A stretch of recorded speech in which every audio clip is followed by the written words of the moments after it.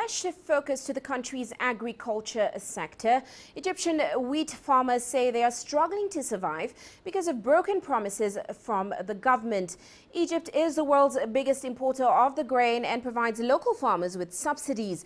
But many farmers say they've been caught out by changing rules and onerous restrictions. Let's take a look. Hard at work harvesting this year's crop. Wheat is one of Egypt's most sought-after commodities, but the country isn't growing enough to sustain itself as the practice becomes more expensive and complicated.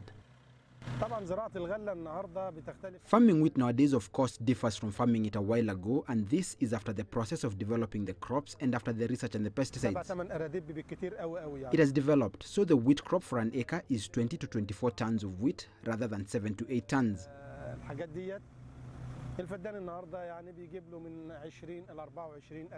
In November last year, the government had promised to offer farmers 1,300 Egyptian pounds per acre in subsidies.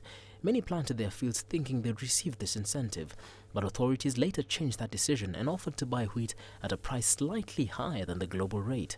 Farmers are now receiving 420 Egyptian pounds per 150 kilograms.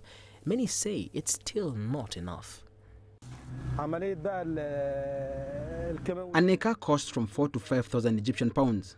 Packaging of pesticides adds to the extreme rise of the wheat price, and the manpower and workers who are responsible for farming the wheat cost from 50 to 60 Egyptian pounds per person. Farmers are complaining that the government has also imposed strict rules for selling wheat to the state.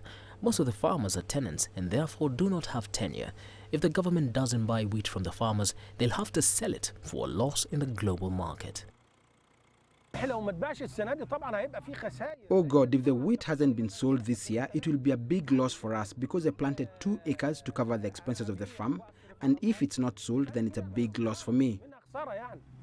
Many have now indicated that they'll not grow wheat the next season if the government does not reinstate subsidies that it had earlier promised. Leslie Murungu, CCTV.